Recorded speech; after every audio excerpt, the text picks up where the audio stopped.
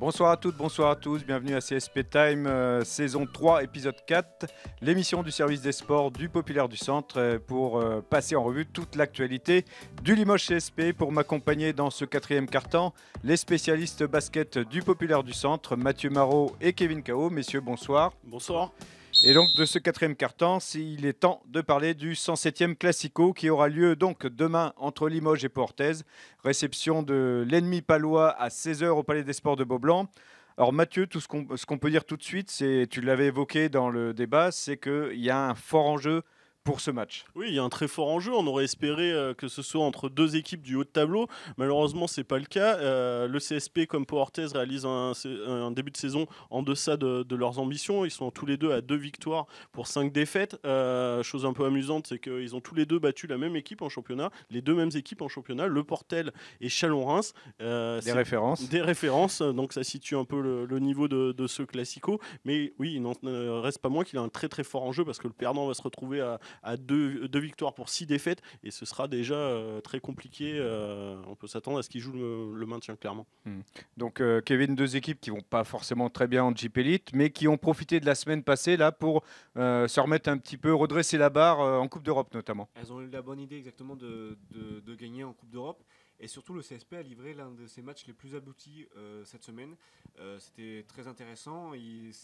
Vaut mieux aborder le match de Pau avec la prestation de ce mercredi, où Limoges a été plutôt bon des deux côtés du terrain, qu'avec une nouvelle défaite. Et ça les met en meilleure position pour accueillir Pau dimanche. Avec un adversaire peut-être aussi mieux référencé, Tofas Bursa, que l'adversaire européen de Pau-Orthez. Exactement. En face, on a vu en début de match que Sami Mejia, ou Merja, je sais pas prononcer.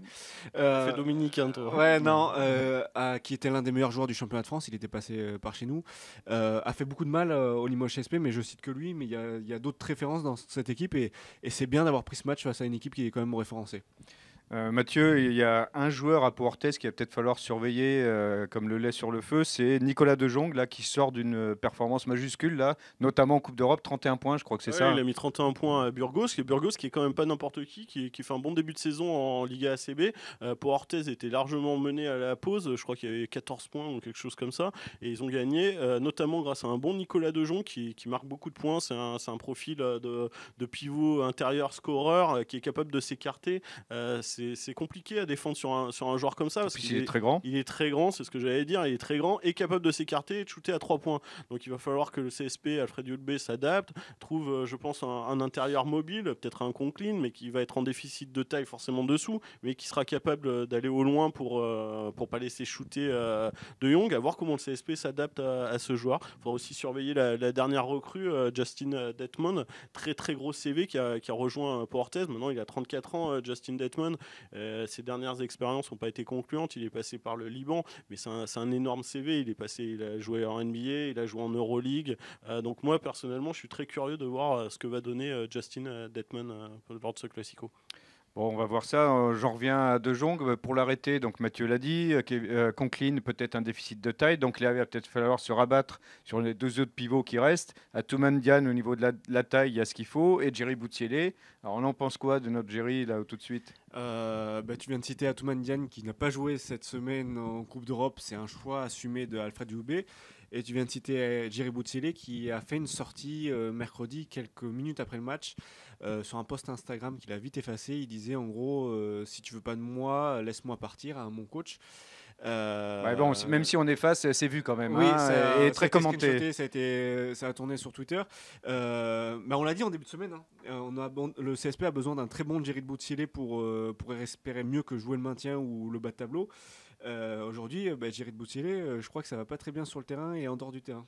Peut-être que Mathieu peut en Ce dire post plus, mais... Instagram, c'est révélateur d'un vrai malaise, Mathieu, là. Le malaise, il est palpable depuis le début de la saison, hein, j'ai envie de te dire. Hein. C'est depuis le début de la saison qu'il y a un problème avec Jerry Boutsielé. On pensait que ça allait mieux. Jerry Boutsielé, il a fait des bons matchs. Il a fait un bon match contre Chalon-Reims. Il sort d'un bon match plutôt face à Tofas Bursa avant qu'il mette son post Instagram.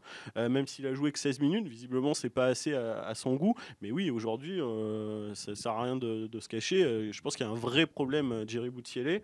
On est au mois de de novembre et il est toujours pas réglé. Il va falloir, parce que même s'il a effacé son poste, tout le monde l'a vu.